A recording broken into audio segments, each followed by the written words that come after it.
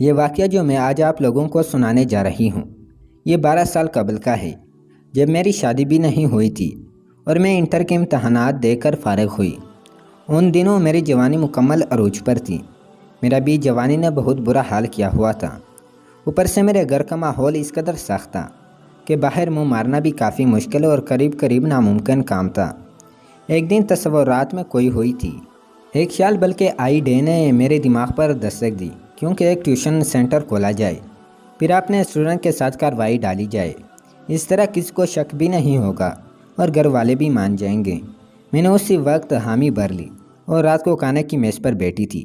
میں نے ابو امی سے کہا، میں سارا دن فارغ بیٹھ کر بور ہوتی ہوں اور سوچ رہی ہوں کہ محلے کے بچوں کو ٹیوشن دینا شروع کر دوں تاکہ میرا وقت بھی گزر جائے اور کچھ آمدن بھی ہو جائے۔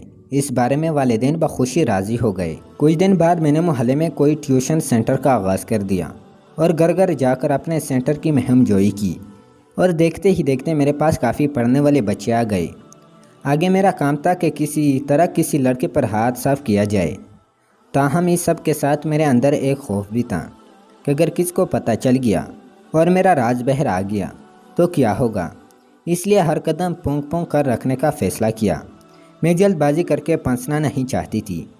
میں سب کچھ خاص ترتیب سے کرنا چاہتی تھی جس میں خطرے کی شرح کو ممکن حد تک کم کیا جا سکے۔ یوں میں نے پڑھنا شروع کر دیا اور لوگوں میں مجھے طلحہ بہت پسند آیا۔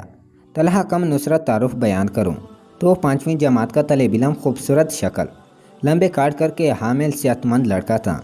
اس کے والد آڑتی کا کام کرتے تھے۔ میرے گھر کی پچھلی گلی میں رہتا تھا۔ میں جب بھی طلحہ کو پڑھاتی تو کھلے گلے والے کپڑے پہننے تھی اور ساتھ میں کوشش کرتی کہ طلحہ کے ساتھ دوستانہ رویہ رکھوں تاکہ وہ میرے ساتھ مکمل طور پر فرینک ہو جائے۔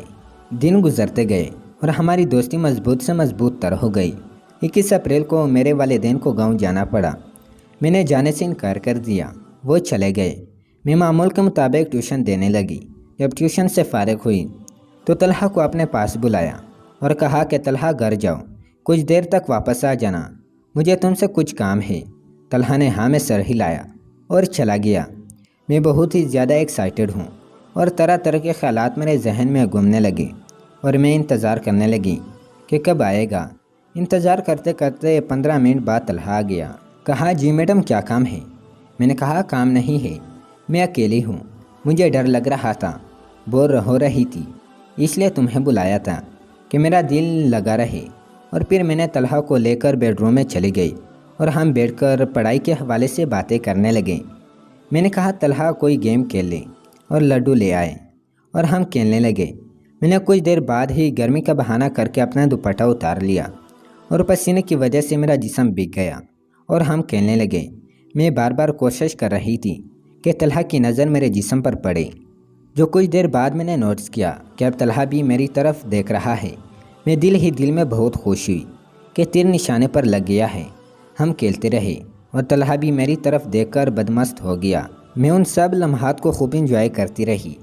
پھر میں نے طلحہ سے کہا، آپ تھوڑا یہاں انتظار کریں، میں چائے بنا کر لاتی ہوں۔